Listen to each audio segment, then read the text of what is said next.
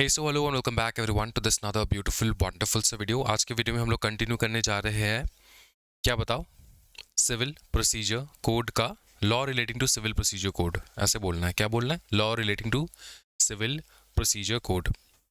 ठीक, अच्छा, मैंने होमवर्क दिया था, दो पार्ट जो है आपको करने के लिए मैंने बताया था, दो टॉपिक, एक है race judicata and race sub जुडाइस। Race judicata and race sub जुडाइस, ये आप लोगों ने होमवर्क किया है। क्या आपको पता है कि रेस जुडिकाटा का मतलब क्या होता है, रेस रेस सब जुडाइस का मतलब क्या होता है, बताओ। अगर हाँ तो बहुत अच्छी बात है, अगर नहीं पता है तो एक बार सुन लो अच्छे से। वीडियो स्टार्ट करने से पहले जो भी ईमानदार बच्चे हैं, जो एग्जामिनेशन में पास करना चाहते हैं, सच में एग्जामिनेशन निकालना चाहते हैं, अपने अपने मोबाइल पे टाइप करो कमेंट सेक्शन में कि sir I am present, my name is this. इससे पता चलता है कि कितने स्टूडेंट डेडिकेटेड है। उसी के साथ साथ वीडियो के ऊपर लाइक ज़रूर ड्रॉप कर दो। अभी के अभी कर दिया, मैं वेट कर रहा हूँ। कर दिया आप सबने? ठीक है, थैंक यू, शाबाश मेरे बच्चे। स्टार्ट कर रहे हैं हम लोग दोस्तों। Stay of suit, doctrine of res sub judice. ठीक है, रेस सब जुडाइस। रेस सब जुडाइस मतलब मैटर अंडर जजमेंट। तो जब भी एग्जामिनेशन में आप लिखोगे ना, स्टार्टिंग में क्या लिख दोगे, res sub judice which means matter under judgment. क्या लिखोगे, res sub judice which means matter under judgment. जो मैटर ऑलरेडी पेंडिंग है किसी इंडियन कोर्ट में, वो मैटर अब दूसरे इंडियन कोर्ट में फाइल नहीं कर सकते, क्योंकि वो ऑलरेडी पेंडिंग है, चल रहा है। ठीक, यही तो मैंने समझाया था आपको। तो ये देखो बहुत अच्छे से, पर्पस क्या है, पहले ये पढ़ लो एक बार। If a suit is already pending in a competent court, मतलब जिस कोर्ट में आप गए हो वो एकदम कॉम्पिटेंट कोर्ट है। कॉम्पिटेंट कोर्ट का मतलब होता है एलिजिबल कोर्ट है, उस कोर्ट में पावर है आपके केस को सुनने का। इसके ऊपर हम लोग देखो, ये क्या होता है ना, मैं आपको समझाता हूँ। सारे कोर्ट्स के पावर सेम नहीं होते। ये जो कोर्ट है, इनके जो पावर है, पावर को लीगल भाषा में, लॉ के भाषा में हम लोग कहते हैं ज्यूरिसडिक्शन। वो सेम नहीं होता है। ठीक, आपने पकड़ लो 4,000 करोड़ का आपका केस है, इतने बड़े अमाउंट का केस है, कोई भी लफड़ा हो गया, पकड़ लो 4,000 करोड़ रुपीस का केस है। ये आप लेकर गए छोटे मोटे सिविल कोर्ट में, छोटे मोटे सिविल कोर्ट में। तो इतने बड़े बड़े केसेस जो है ना, वो छोटे मोटे जो केसेस होते हैं, ये सेशन जज वगैरह, ठीक है, इनसे नहीं हो पाता है। इनके पास इतना पावर नहीं होता है छोटे कोर्ट में। इसके लिए आपको जाना पड़ता है हायर कोर्ट, हाई कोर्ट में जाना होता है। ठीक है, क्योंकि इसमें जुरिस्डिक्शन ज़्यादा है। जुरिस्डिक्शन हम लोग देखेंगे धीरे धीरे, जब चैप्टर हम लोग करेंगे आपको पता चलेगा कौन सा जज, कौन सा कोर्ट जो है, कितने रुपए का एंड कौन से टाइप का पावर्स उनके पास होता है, कितने रुपए का जजमेंट वो लोग सुना सकते हैं, मतलब पावर है, जुरिस्डिक्शन है, कितने रुपए तक का केस वो लोग सुन सकते हैं। तो यहाँ पे जो हम लोगों ने लिखा है ना, कॉम्पिटेंट कोर्ट, कॉम्पिटेंट कोर्ट का मतलब होता है जिस कोर्ट में आपका केस लड़ा जा सकता है, उस कोर्ट में आप गए हो। सिंपल चीज ये है कि ऑलरेडी अगर किसी कॉम्पिटेंट कोर्ट में तुम्हारा केस चल रहा है, तो आप दूसरे कोर्ट में फाइल नहीं कर सकते। अगर पकड़ लो तुम्हारा 4,000 करोड़ का केस है, ये तुम किसी इनकम्पिटेंट कोर्ट में लेकर चले गए, तो भले ही वहां पे प्रोसीडिंग चल रहा हो, तुमको बाद में पता चला यार ये तो इनकम्पिटेंट कोर्ट है, तो तुम दूसरे कोर्ट में जा सकते हो जो कम्पिटेंट होगा। ठीक, लेकिन अगर तुम कम्पिटेंट कोर्ट में चले गए, इन कम्पिटेंट कोर्ट में चले गए, ठीक है, तो तुम दूसरे किसी कोर्ट में, कम्पिटेंट कोर्ट में जा नहीं सकते, क्योंकि ऑलरेडी तुम्हारा केस जो है एक कम्पिटेंट कोर्ट में, क्या बताओ, चल रहा है। ठीक है, पेंडिंग है, उसका जजमेंट नहीं आया है। ठीक, क्या है, समझ में आ रहा है? ठीक है, अ second suit filed later on the same subject matter between the same parties litigating under the same title, same subject matter, same parties है, not to be tried, मतलब not to be tried का मतलब दूसरे court में तुम जा नहीं सकते सेम केस लेकर, क्योंकि वो ऑलरेडी पेंडिंग चल रहा है। The trial of the later suit is stayed, तुम चले गए दो कोर्ट में, ये पहला कोर्ट, ठीक है, ये दूसरा कोर्ट, यहाँ पर तुम चले गए जनवरी में, यहाँ पर तुम चले गए फरवरी में, ठीक। तो ये दूसरे कोर्ट में तुम चले गए ना, उस केस के ऊपर, ठीक है, स्टे लग जाएगा, स्टे ऑर्डर लग जाएगा।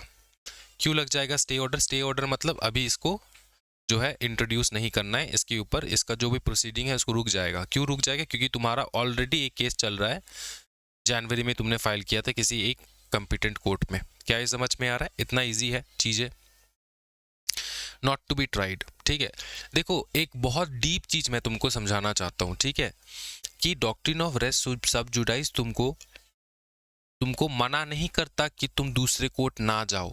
सुनो, चीज को अच्छे से सुनो, कि ये तुमको मना नहीं कर रहा कि तुम दूसरे कोर्ट ना जाओ। ये तभी मना करेगा जब ऑलरेडी तुम दूसरे कोर्ट में चले गए। समझ में आ रहा है ना चीज? ये तुमको रोकता नहीं है कि मत जाओ मत जाओ, तुम चले गए तब जाके ये तुम्हारे ऊपर लगेगा। समझ में आ रहा है? नॉट टू बी ट्राइड, क्यों? क्योंकि ये पहले court not to be tried, देखो इससे तुमको पता चल जाता है कि सेकंड कोर्ट में जो तुम केस लेकर गए उसको ट्रायल नहीं हो सकता। जब तक तुम सेकंड कोर्ट में ना जा रहे हो तो तुम्हारे दिमाग में ऐसा चल रहा है कि तुम दूसरे कोर्ट जाओगे, ठीक है। तो रोकने के लिए ये नहीं आता, ये तभी आता है जब तुमने चले गए दूसरे कोर्ट में। समझ में आ रहा है ना? क्या ये समझ में आ रहा है? इस चीज को ध्यान में रखना है, ये थोड़ा डीप अंडरस्टैंडिंग है, डीप इंटरप्रिटेशन है। अंडरस्टूड? अच्छा, ये क्या प्रिवेंट करता है? पर्पस क्या है इस चीज का? कि prevent courts from trying the same suit simultaneously. ये प्रिवेंट किसको करता है? तुमको प्रिवेंट कर रहा है या फिर कोर्ट को प्रिवेंट कर रहा है? कोर्ट को प्रिवेंट कर रहा है। कोर्ट को कह रहा है कि भैया सेम केस मत लो, उसके ऊपर स्टे लगाओ। क्या तुमको मना कर रहा है जाने के लिए? नहीं ना। तो तुम ये बारीकी से जैसे समझोगे ना इस चीज़ों को, वैसे वैसे तुम्हारा इंटरप्रिटेशन स्किल जो आसमान फाड़ के निकल जाएगा, तब जाके तुम्हारा वैल्यू होगा। समझ में आ रहा है? चीज़ों को समझो। Prevents the court from trying the same issue simultaneously. किसी के साथ मजे अगर लेना है आपको, किसी भी फ्रेंड के साथ, ठीक है, जो कहीं और से पढ़ा होगा शायद, ठीक, और 90% ऑफ द केसेस में उनको पता नहीं होता कि ये क्या है, तो तुम उसको कह सकते हो कि तुम उसको पूछना कि ऐसा ऐसा चीज़ है, ऐसा ऐसा चीज़ है। वो तुमको बताएगा कि भैया डॉक्ट्रिन ऑफ रेस्ट ऑफ जुडाइज जो है ना, ये कहता है कि तुम दूसरे कोर्ट मत जाओ, ये कहेगा वो। फिर तुम उसको करेक्ट करना। डॉक्ट्रिन ऑफ रेस्ट ऑफ जुडाइज तो भैया सिविल जो हमारे नॉर्मल लोग हैं इनके लिए है ही नहीं, ये तो कोर्ट के लिए है। ये मना नहीं करता कि मत जाओ, ये कहता है, ये कोर्ट को कहता है कि अगर कोई आए तो उसका केस मत लड़ना। समझ में आ रहा है ना चीज? इसको समझना। तो अवॉइड कॉन्फ्लिक्टिंग डिसीजंस। अब कोई शातिर बच्चा कहेगा सर एक ही तो मीनिंग है, एक ही तो मीनिंग है। नहीं बेटा, तुम शातिर नहीं हो, तुमको समझना इस चीज को कि एक मीनिंग नहीं है, ठीक है, दोनों का अलग अलग मीनिंग है, ठीक है। Avoid conflicting decision, so that decision, क्योंकि ये क्यों किया जा रहा है? सो दैट ये वाला कोर्ट एक डिसीजन सुनाएगा, ये वाला कोर्ट दूसरा डिसीजन सुनाएगा, तो ये जो भार है इस चीज का, ये जुडिशरी के ऊपर आएगा कि बताओ सेम केस है, दो जज लड़ रहे हैं, दो अलग अलग डिसीजन सुना रहे हैं, ठीक है। तो ये जो है ना, इसको रोकने के लिए, दो अलग अलग डिसीजन आउटपुट निकलने से रोकने के लिए, ये कोर्ट को कहा गया कि भैया स्टे लगा देना इन सारे केसेस के ऊपर, अगर सेम केस तुम्हारे कोर्ट में आ जाए जो ऑलरेडी पेंडिंग है, चल रहा है कहीं और पे। Gives effect to the principle of res judicata later. ये तो लेटर रेस जुडिकाटा को सपोर्ट करता है। ये कैसे? रेस जुडिकाटा का मतलब क्या होता है? हाँ जी, ये क्यों रोका जा रहा है तुमको कि ये जो कोर्ट है, कोर्ट को क्यों रोका जा रहा है कि भैया इंट्रोड्यूस मत करो, कोई भी सेम केस आ रहा है इंट्रोड्यूस मत करो, कोई भी सेम केस आ रहा है जो चल रहा है तुम इंट्रोड्यूस मत करो। क्यों रोका जा रहा है? सो दैट रेस जुडिकाटा लग पाए, बाद में जाके लगेगा रेस जुडिकाटा। रेस जुडिकाटा क्या कहता है? रेस जुडिकाटा कहता है कि तुमने, अगर तुम्हारा किसी कोर्ट ने जजमेंट सुना दिया तो तुमको लीगल रेमेडी क्या है तुम्हारे पास? तुम अपील कर पाओगे। अपील का जो है प्रोविजंस है, प्रावधान है, अपील कर पाओगे, रिवीजन कर पाओगे, रिव्यू कर पाओगे, ये सब कर पाओगे। लेकिन केस फाइल, सेम केस दोबारा फाइल नहीं करना, क्योंकि तुमको कोर्ट को ना जीरो से स्टार्ट करना होता है हर बार तुमको अगर फाइल करोगे। समझ में आ रहा है? जैसे तुम किसी डॉक्टर के पास जाते हो, फर्स्ट सेकंड। अच्छा एक बात बताओ कि तुम जब जाते हो डॉक्टर के पास, ठीक, डॉक्टर के पास जाते हो कि नहीं जाते हो? जाते हो ना। तो जब तुम फर्स्ट डॉक्टर को दिखाते हो, 2000 तुमने 14 में फर्स्ट डॉक्टर को तुमने दिखाया, ठीक है, तुम्हारा हजारों टेस्ट हुआ, ये टेस्ट वो टेस्ट सब कुछ एग्जामिनेशन हुआ पूरा, ठीक। उसके बाद एक निकला क्या, रिपोर्ट, ठीक है। अब जब तुम सोच रहे हो कि नहीं मेरे को सेकंड डॉक्टर के पास जाना है, तुम सोच रहे हो कि सेकंड डॉक्टर के पास जाना है, तो तुम क्या करते हो, 2014 ये है, 2015 में तुमने सोचा कि नहीं दूसरे डॉक्टर के पास जाते हैं, तुम रेफरेंस के लिए रिपोर्ट लेकर जाते हो ना दूसरे डॉक्टर के पास, यही रिपोर्ट कि सर ये पिछले वाला डॉक्टर ने ये बताया, आप बताओ, ये तो आप लेकर जाते हो ना। इसी प्रकार से कोर्ट काम करता है। कोर्ट कहता है कि यही तुम कोर्ट समझ लो, ये फर्स्ट कोर्ट में तुम गए, ठीक, उसके बाद तुम्हारा पूरा एग्जामिनेशन हुआ, एक रिपोर्ट निकला, जजमेंट निकला, ये क्या होता है, जजमेंट। तुमको जजमेंट पसंद नहीं आया, जैसे तुमको डॉक्टर का रिपोर्ट पसंद नहीं आया था, वैसे ही तुमको जजमेंट पसंद नहीं आया। जैसे तुमको जजमेंट पसंद नहीं आया तो तुमने क्या किया, तुम चले गए दूसरे कोर्ट के पास, ये रिपोर्ट आने के बाद। अब जो तुम दूसरे डॉक्टर के पास गए थे पहले, तो तुमने क्या सोचा था, दूसरा डॉक्टर बेटर होगा, थोड़ा हायर एजुकेटेड वाला होगा, थोड़ा सीनियर होगा, ऐसे ही तो जाते हो ना, या फिर सेम बिरादरी वाले डॉक्टर के पास चले जाते हो, ऐसा तो नहीं है। तुम सोचते हो कि यार इससे बेटर वाले डॉक्टर के पास जाएंगे। तुमने पहले 2014 में जिस डॉक्टर के पास गए थे, उसके बाद तुम सोचते हो कि यार दूसरा बेटर डॉक्टर के पास जाएंगे। उसी प्रकार कोर्ट काम करता है। कोर्ट जो है तुमको बेटर डॉक्टर के पास, बेटर कोर्ट के पास तुम जाते हो। और बेटर कोर्ट क्या होता है, हायर कोर्ट। जो जो नीचे वाला कोर्ट होता है, लोअर कोर्ट, पकड़ ली, ये डिस्ट्रिक्ट कोर्ट है, फिर हाई कोर्ट है, फिर सुप्रीम कोर्ट है। तुम डिस्ट्रिक्ट कोर्ट में गए, तुमको जजमेंट पसंद नहीं आया, तो तुम बेटर कोर्ट में जाओगे। बेटर कोर्ट कौन सा है, हाई कोर्ट। ये जो तुम बेटर कोर्ट में जा रहे हो ना, ये जो तुम बेटर कोर्ट में जा रहे हो, हाई कोर्ट में जो तुम जा रहे हो, ये डिस्ट्रिक्ट कोर्ट का रिपोर्ट लेकर जाते हो। इसको कहा जाता है अपील करना, इसी को कहा जाता है अपील करना, कि तुम ये वाला कोर्ट सुन के, जजमेंट सुन के, फिर तुम दूसरे कोर्ट में चले गए, हायर कोर्ट में चले गए, इसको कहता है अपील करना। हाई कोर्ट का जजमेंट भी तुमको पसंद नहीं आया, जजमेंट दे दिया, तुमको पसंद नहीं आया, तुमने क्या किया, अपील। तुमने क्या किया, अपील। क्या किया बताओ, अपील। तुमने किया अपील। समझ में आ रहा है, इसी प्रकार से काम होता है। जो तुम ऊपर वाले कोर्ट में जाते हो उसको कहा जाता है अपील करना। तो ये पॉसिबल है, ठीक है। अब बात ये हो जाती है कि डिस्ट्रिक्ट कोर्ट तो बहुत सारे हैं, district court, district court, district court, ठीक। High court, high court, high court, high court, ये कलकत्ता हाई कोर्ट, ये मद्रास हाई कोर्ट, ये दिल्ली का हाई कोर्ट पकड़ लो, ये बॉम्बे हाई कोर्ट, इतने सारे हाई कोर्ट है।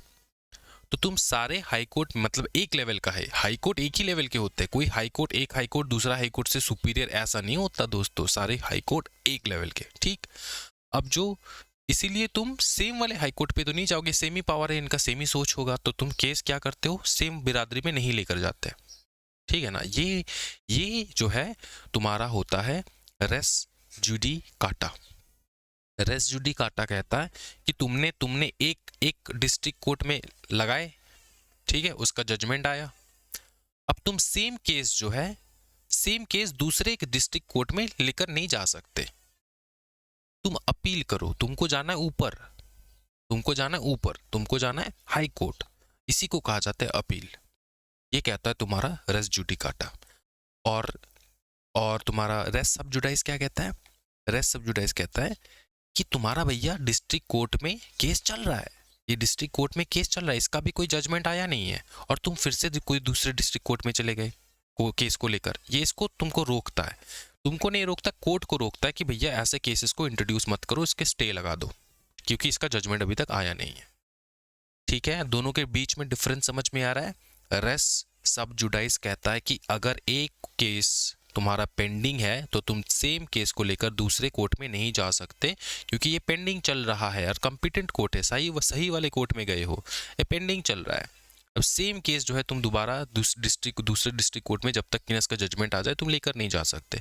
और रेस जुडिकाटा कहता है कि जजमेंट आ गया, बोले कि हाँ सर जजमेंट आ गया, मैं जो डिस्ट्रिक्ट कोर्ट जाना चाहता हूँ, कहते कि नहीं डिस्ट्रिक्ट कोर्ट नहीं, तुम हाई कोर्ट जाओ, तुम अपील कर सकते हो, हायर कोर्ट को अपील करो, तुम सेम केस लेकर सेम लेवल के कोर्ट में नहीं जा सकते। ये कहता है तुम्हारा डॉक्ट्रिन ऑफ रेस जुडिकाटा। क्या है दोनों के बीच में डिफरेंस समझ में आ चुका है। इसी को एक पेज लिख पाओगे, पूरा पूरा बना के एक पेज लिख पाओगे। कैसे लिखना है दिखाता हूं मैं तुमको, कैसे लिखना है, एक पेज कैसे लिखना है पूरा दिखाओ सर। देखो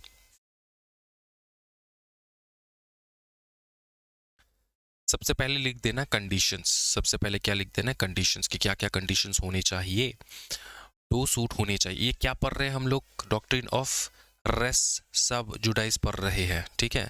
दो सूट होना चाहिए, मैटर, ठीक है, वन प्रीवियसली इंस्टीट्यूटेड एंड दूसरा लेटर इंस्टीट्यूट किया तुमने, तब जाके ये रेस सब जुडाइस लगता है तुम्हारे ऊपर। Matter in issue in the latter suit, मतलब दूसरा वाला सूट जो तुमने फाइल किया था, ठीक है, law suit, is directly and substantially the same matter in the earlier suit. जो अर्लियर सूट में, पहला वाला सूट में तुम इनिशिएट किए थे, सेम मैटर है। Parties are the same, litigating under the same title, title भी सेम है, पार्टीज भी सेम है, सब्जेक्ट मैटर भी सेम है, ठीक है। और अब तक जजमेंट नहीं आया है। Earlier suit is pending in the competent court, pending चल रहा है दोस्तों, ठीक है। तो तब जाके लगता है तुम्हारा डॉक्ट्रिन। ये कब लगेगा, कंडीशंस मतलब ये रेस सब जुडाइस कब लगेगा, ठीक, ये इस वक्त लगेगा। समझ में आ चुका है। ये ऐसे तुमको बना बना के लिखना पूरा प्रॉपर, ठीक है। कंडीशंस लिख दिए। अब देखो important notes, does not bar the institution of the second suit only it's trial. तुमको रोकता नहीं है कि तुम फाइल मत करो, तुमको रोकता नहीं है। Does not bar the institution, filing के लिए तुमको रोकता नहीं है। तुम्हारा जो सेकंड सूट तुम फाइल करने जा रहे हो ना दूसरे कोर्ट में, उस पर रोकता नहीं है तुमको, ट्रायल पे मना कर देता है, स्टे लगा देता है। तुमने केस फाइल किया, फर्स्ट कोर्ट में जजमेंट नहीं आया, तुम दूसरे कोर्ट में जा सकते हो केस फाइल करने, ठीक है। तुमको रोक कोई नहीं रहा है, रोक रहा है किसको, कोर्ट को रोक रहा है कि ट्रायल मत करो इसको, अभी तक जजमेंट नहीं आया उसका। समझ में आ रहा है ना चीज, इसको इंटरप्रिटेशन स्किल्स कहते हैं दोस्तों, बहुत डीप है, ठीक है। सब लोग तुमको ये सिखा नहीं पाएंगे और तुम सीखोगे नहीं कहीं से, तो इसको बहुत अच्छे से समझो। Pendency in a foreign court does not bar in trial in India. इसका मतलब ये होता है कि फॉरेन में कोई कोर्ट, इंडिया के बाहर में कोई कोर्ट में तुमने केस फाइल किया और इंडिया में आके तुमने फिर से केस फाइल किया तो चलेगा, टेंशन वाली बात नहीं। बाहर कब जजमेंट आएगा उसके लिए थोड़ी वेट करेंगे, इंडिया में चलेगा, ठीक। चलो, the test is whether the decision in the first suit would operate as res judicata in the second suit और नॉट। इसका मतलब ये होता है कि जो रेस जुडिकाटा, मतलब ये जो हम लोग नेक्स्ट वाले पढ़ने जा रहे हैं वो है रेस जुडिकाटा, मतलब ऊपर वाला अपील करने का जो उन्होंने प्रावधान बना के रखा है, प्रोविजंस बना के रखे, अपील कर सकते हो तुम, ये वाला, इसी का टेस्ट ये हम लोग रेस सब जुडाइस में करते हैं, ठीक है। क्योंकि जैसे तुम्हारा जजमेंट आएगा तब जाके तुम ऊपर वाले कोर्ट में जा सकते हो, तुम जैसे ही जजमेंट आएगा तुम ऊपर वाले कोर्ट में जा सकते हो, वरना जजमेंट नहीं आया तो तुम ऊपर वाले कोर्ट में कैसे जाओगे, ठीक है। और रेस जुडिकाटा तुमको किस चीज के लिए रोकता है, सेम कोर्ट को, सेम केस जो जजमेंट आ चुका है, सेम कोर्ट जो है, ठीक है, सेम केस दोबारा से फाइल नहीं कर सकता, फाइल जो है नहीं हो सकता, रेस जुडिकाटा नहीं हो सकता। समझ में आ रहा है, रेस जुडिकाटा समझ में, रेस जुडिकाटा क्या कहता है, फाइल नहीं कर सकते। रेस सब जुडाइस कहता है तुम फाइल कर सकते हो, टेंशन वाली बात नहीं, लेकिन रेस जुडिकाटा कहता है कि भैया फाइलिंग वाइलिंग नहीं होगा, अपील करो, अपील पॉसिबल है, फाइलिंग पॉसिबल नहीं है। तुम गए फाइल करने, तुमको नहीं देंगे फाइल करने, बोले अपील करो, ऊपर वाले कोर्ट में जाओ, ठीक। चलो, समझ में आ चुका होगा भैया, इतना तो भैया बच्चे तुम हो नहीं, बहुत ही शातिर बच्चे हो तुम सब, ठीक है। एक मैंने किसी बच्चे का कमेंट पढ़ा है, इंपॉर्टेंट है, मैं तुमको बता देता हूँ, ठीक है। कमेंट क्या था, कमेंट मैं तुमको बताता हूँ। कमेंट था थैंक्स फॉर, नहीं ये नहीं, ये तो मेरा ही वो है, ओके, ये वाला कमेंट मैं दूसरे वाले स्क्रीन से देख रहा हूँ, ठीक है।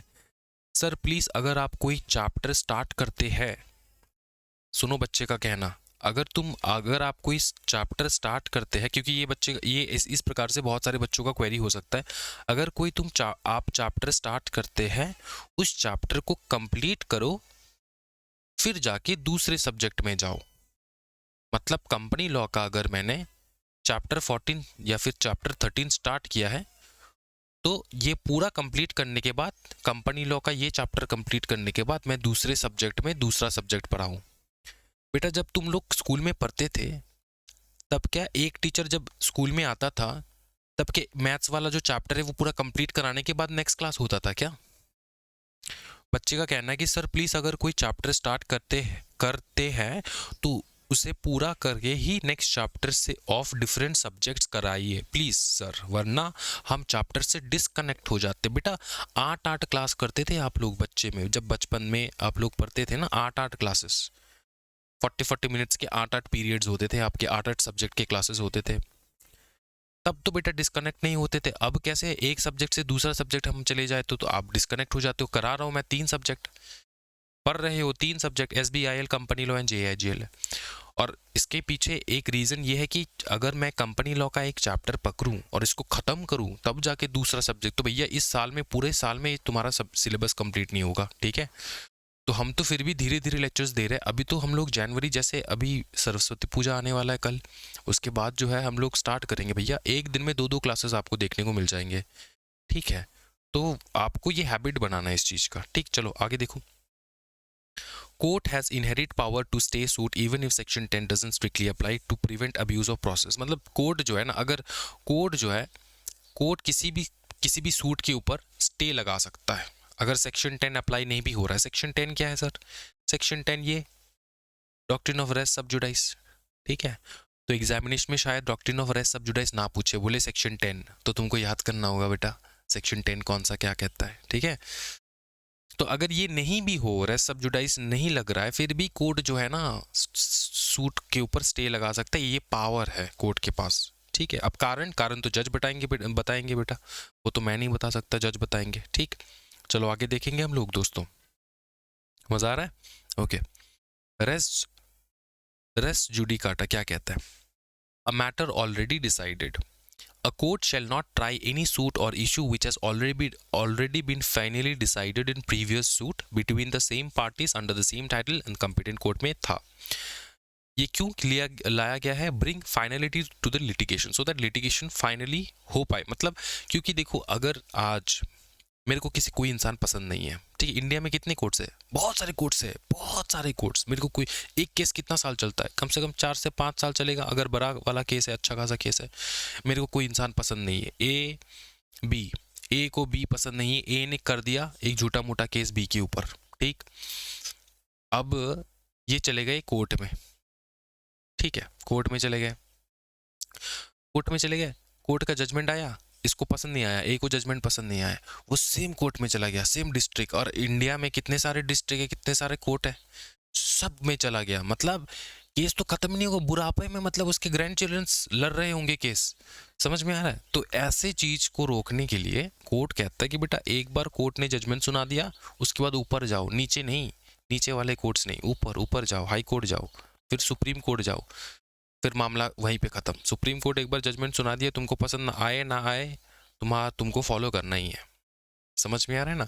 तो ये क्या है? Bring finality to litigation, litigation कम से कम कंप्लीट हो पाए।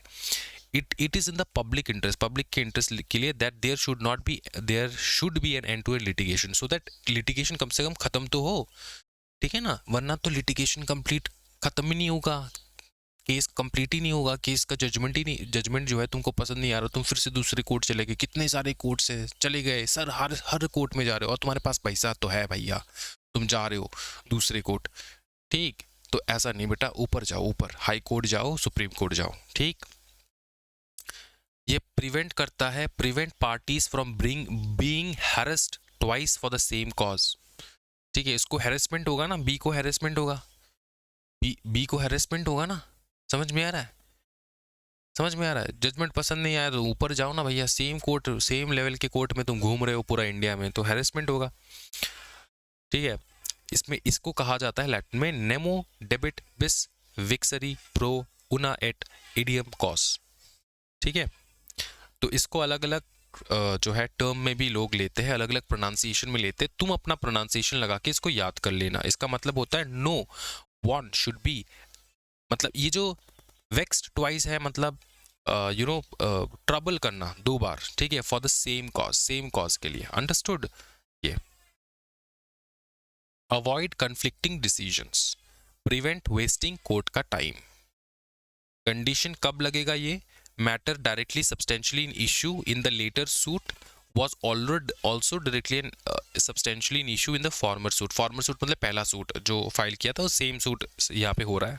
Former suit was between the same parties, same title, ठीक है। फिर the court has decided the former suit was competent to try the later suit, ठीक है। मतलब जो the court has decided the former suit was competent to try the later suit, ठीक है। इसका मतलब ये होता है कि पहला वाला कोर्ट, ये तुम पहले ये बंदा पहले कोर्ट में गए, ठीक, ये दूसरा कोर्ट, अंडरस्टूड।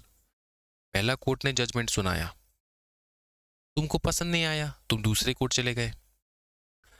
अब यहाँ पे ये क्या कहा जा रहा है कि ये वाला कोर्ट कहता है, ये वाला कोर्ट कहता है तुमको कि भैया ये जो पहला वाला कोर्ट ने जो जजमेंट सुनाया था ना वो सही है, वो कॉम्पिटेंट था कोर्ट, तो हम इस सेम केस को यहाँ पे नहीं लेंगे, ठीक है। देखो इसको अच्छे से पढ़ो, इंटरप्रिटेशन आ जाएगा तुमको अच्छे से।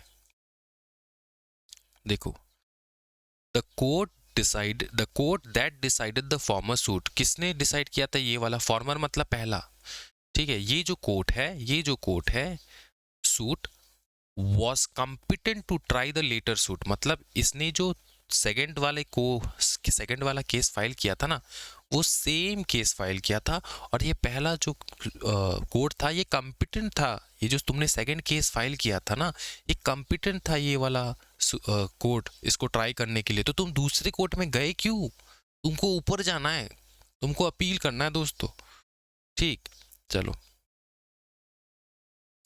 The matter was heard and finally decided in the former suit, मतलब फॉर्मर सूट में मैटर डिसाइड हुआ है, ऐसा नहीं कि मैटर डिसाइड नहीं हुआ है, मैटर सुना भी है, बताया भी है, सब कुछ हो गया है, जजमेंट भी आ गया फॉर्मर सूट में। अगर नहीं आया होता तो अलग बात था, ठीक है, लेकिन जजमेंट आया, तो तुम सेम लेवल के कोर्ट में क्यों चले गए फिर से दोबारा, ठीक है ना। ये है क्वेश्चन मार्क, अंडरस्टूड दोस्तों। फिर देखो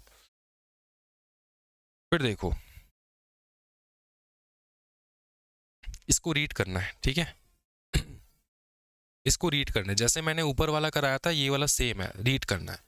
अब कोई भी आंडू पांडू बच्चा नहीं कहेगा कि सर मेरे को पढ़ना नहीं आता, तुमको थोड़ा बहुत पढ़ने के लिए मैं दूंगा, अदरवाइज तुम इंटरप्रिटेशन जो है जिंदगी भर नहीं सीखने वाले, तो थोड़ा बहुत तुमको करना है। ये सेम चीज है जो मैंने यहाँ पे, ये जो की एस्पेक्ट तुम इंपॉर्टेंट नोट्स जो है ना, इंपॉर्टेंट नोट्स जो मैंने करवाया है सेम चीज है, तुमको यहाँ पे देखना है की एस्पेक्ट्स, ठीक है। ये समझ में आ चुका है। जुरिस्डिक्शन ऑफ द कोर्ट देखो बहुत अच्छे से, जुरिस्डिक्शन ऑफ द कोर्ट को बहुत अच्छे से समझना है। जुरिस्डिक्शन ऑफ द कोर्ट का मतलब होता है, जुरिस्डिक्शन का मतलब होता है पावर, तो इसको ना 5 बार मेरे साथ रिपीट करो। जुरिस्डिक्शन मतलब पावर, जुरिस्डिक्शन मतलब पावर, जुरिस्डिक्शन मतलब पावर, जुरिस्डिक्शन मतलब पावर, जुरिस्डिक्शन मतलब पावर। समझ में आ चुका है। जुरिस्डिक्शन का मतलब होता है power of the court and venue of the suit, मतलब तुम सूट कहाँ पे फाइल करोगे, कौन से कोर्ट के सामने फाइल करने जा रहे हो, ठीक है। ये सब कुछ तुमको देखना है यहाँ पे।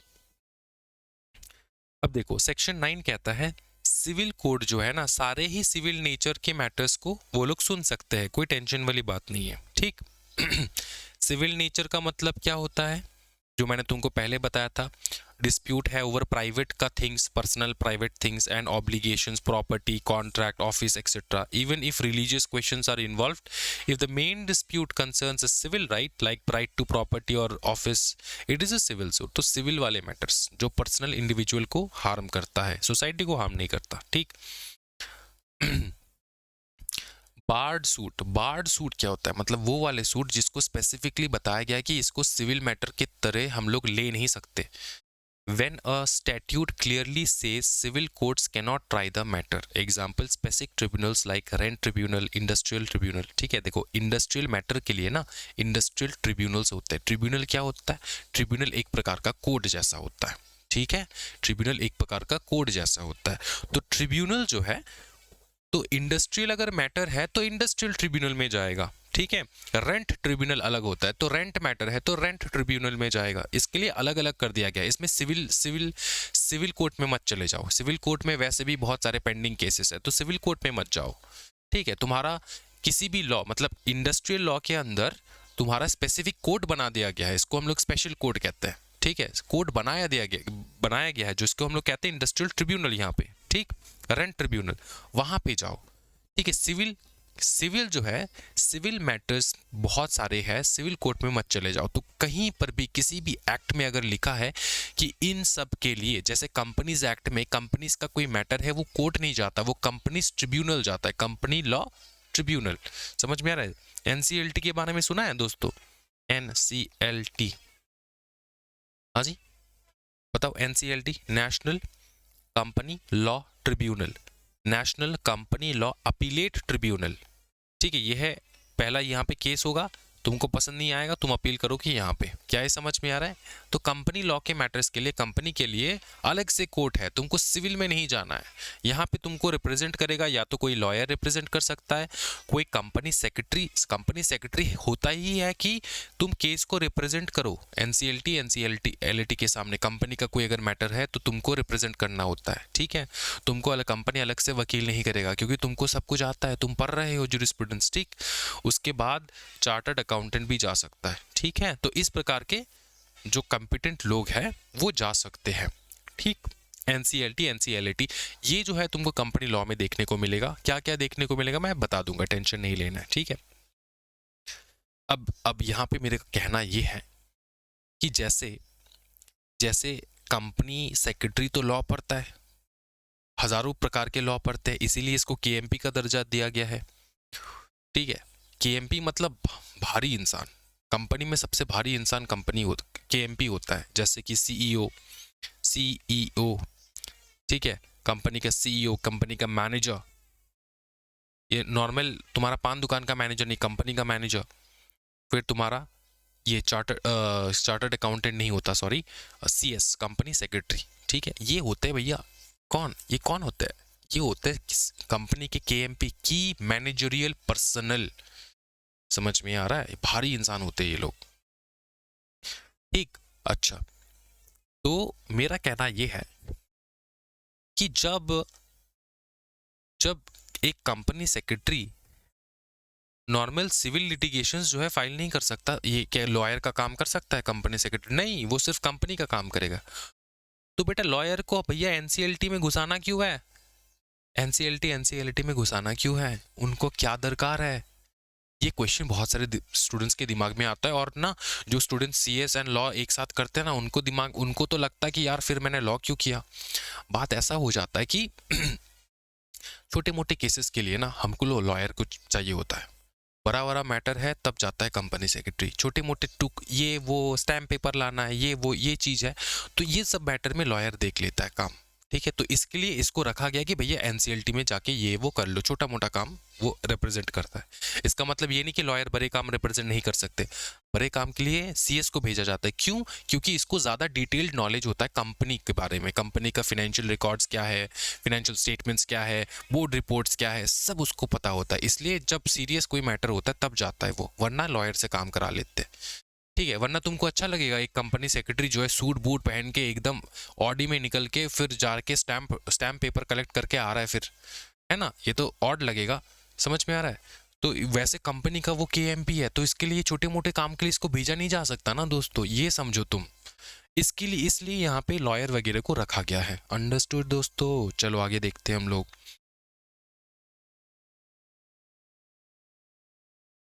चलो सुनो, अब आता है types of power, types of jurisdiction of the court, types of power of the court. एक होता है सब्जेक्ट मैटर का पावर, दूसरा होता है टेरिटोरियल पावर, तीसरा होता है पिक्यूनरी पावर, चौथा होता है जुरिस्डिक्शन ओवर पर्सन्स। पहला है सब्जेक्ट मैटर पावर, मैं एक्सप्लेन करूंगा, ये रीड करना है तुमको घर पे, ये वाला तुमको पूरा रीड करना है घर पे, मैं एक्सप्लेन करूंगा, प्रॉपरली एक्सप्लेन कर दूंगा, टेंशन ना लो। सब्जेक्ट मैटर जुरिस्डिक्शन कहता है कि जो सब्जेक्ट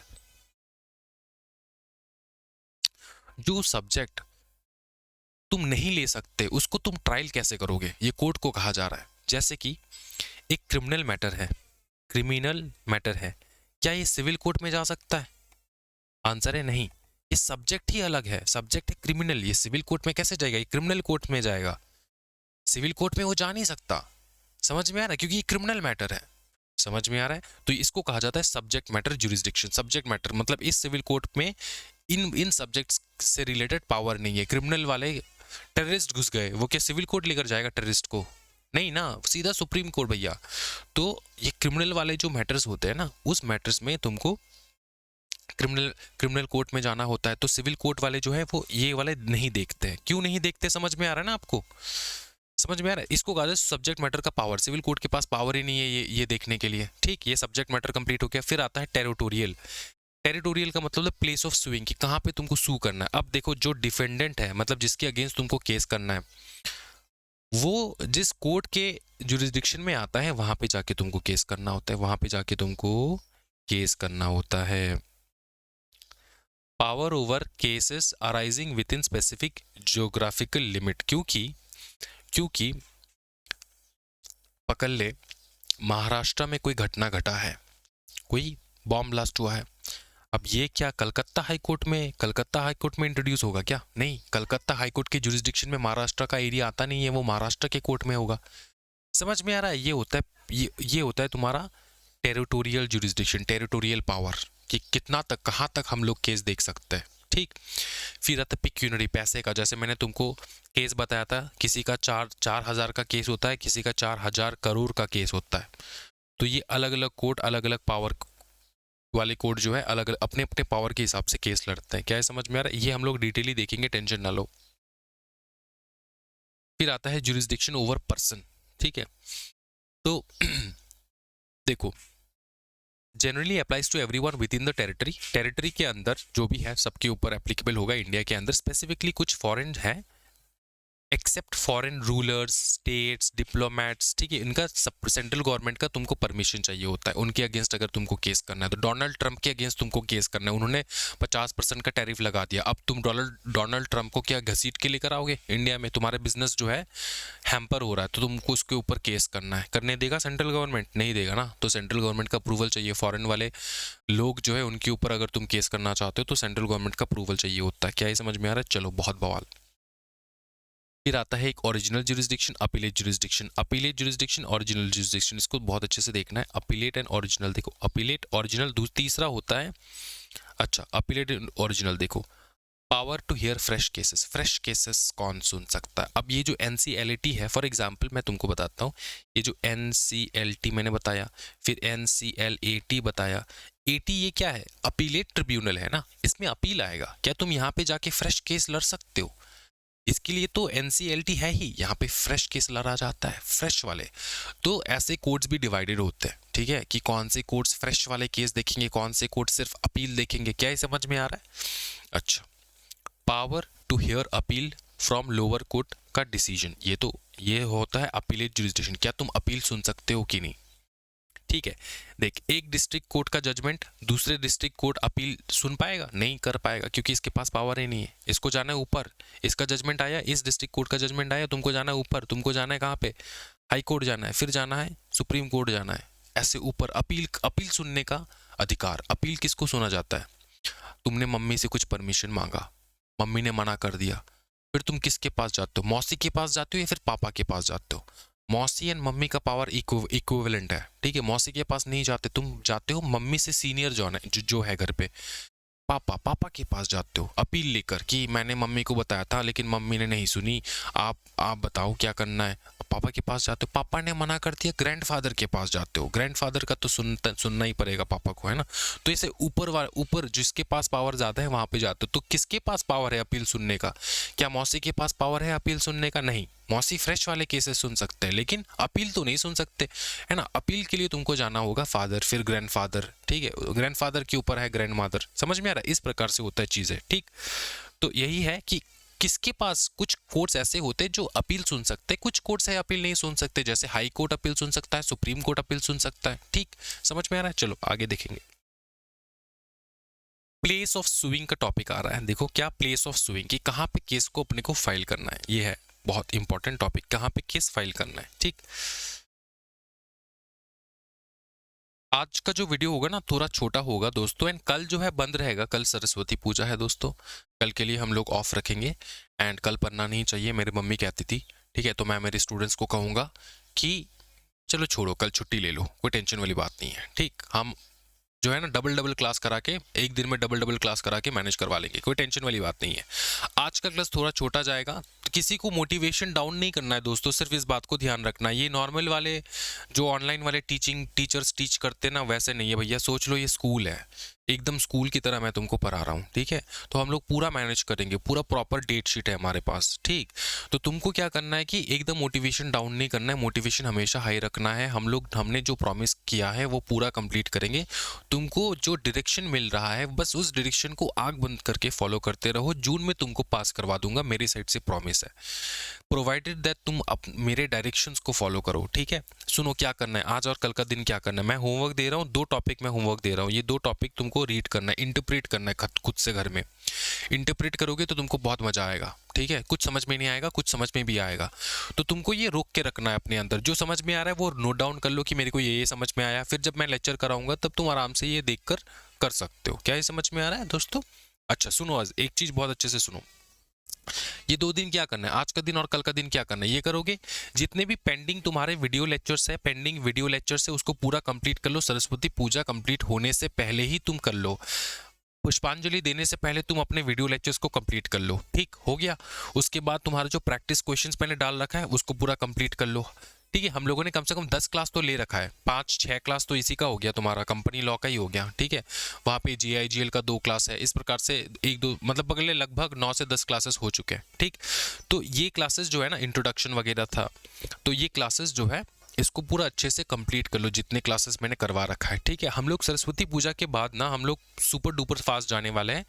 ठीक है, एंड एक दिन में 2 क्लासेस कराने वाले हैं। सुपर डुपर फास्ट इसका मतलब ये नहीं कि मैं तुमको समझाने नहीं वाला हूँ, पूरा समझाऊंगा बेसिक से लेकर बेसिक तक। मजा आ जाएगा तुमको इस वाले स्कूल में पढ़ने के लिए। ठीक है, चलो आज के वीडियो में इतना ही दोस्तों। आज थोड़ा मेरे को जल्दी निकलना है for some different work, and also हमारे दूसरे बैचेस है उनके लिए भी लेक्चर्स रिकॉर्ड करना है। तो हमारे यूट्यूब वाले बैचेस जो है प्रॉपर तरीके से चल रहा है। आज के वीडियो में इतना ही दोस्तों। Thank you so much everyone. Happy learning guys, bye bye, take care, जय हिंद।